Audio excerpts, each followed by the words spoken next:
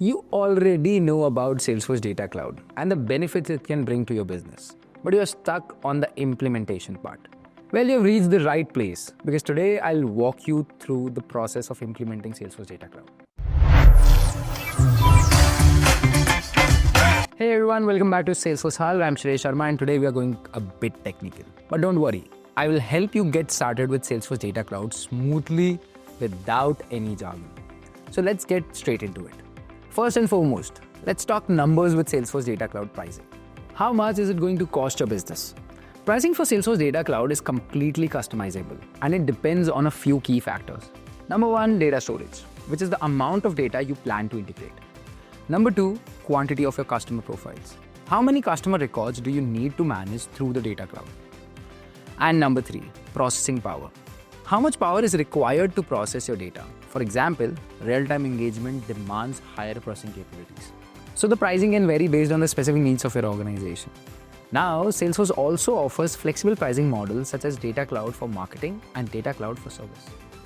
This means if you already use a Salesforce solution, Data Cloud can be bought as an add-on. For example, Data Cloud for marketing will cost you around $108,000 billed annually for the entire org. Whereas for service, it will cost around $500 a month per user. If you need a plan that fits your business with a detailed breakdown of cost, reach out to a Salesforce implementation partner like us. Alright, now that we have got the pricing out of the way, let's get to the fun part of implementing Salesforce Data Cloud. I'll break this down into a step-by-step guide that you can follow to enable it for your business. Step 1. Check eligibility and setup requirements. Before you start, make sure your Salesforce org meets the necessary requirements for Data Cloud integration. You need the appropriate licenses, admin privileges, and API access. You also need to ensure that your data sources can be connected to Salesforce via APIs or integrations. Step 2. Activate Data Cloud in Salesforce. Once you have the right setup, the next step is to activate Data Cloud within Salesforce.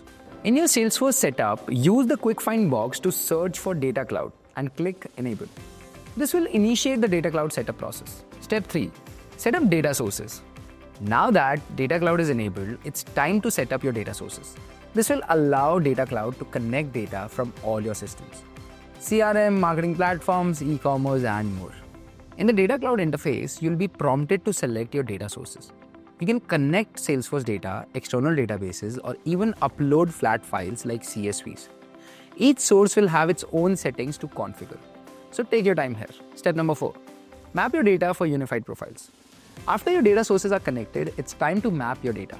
This is where the magic happens. You'll be unifying different data points from multiple sources to create that 360-degree view of your customer.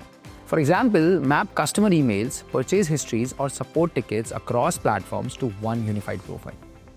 Step number 5. Create segments and activate data. Once your data is mapped, you can start creating customer segments based on behavior, demographics, or any other data you have unified. From here, it's all about activating the data and putting it to use. Step number 6.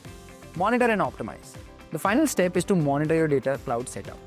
You do not need any external application because Salesforce provides robust analytics tools to measure the performance of your unified data strategy. And remember, optimization is key. Continue to refine your data sources and profiles as your business grows. And we're done. See, that was super easy. Now you have your data in one place and you can use it to not only generate but convert your leads into customers.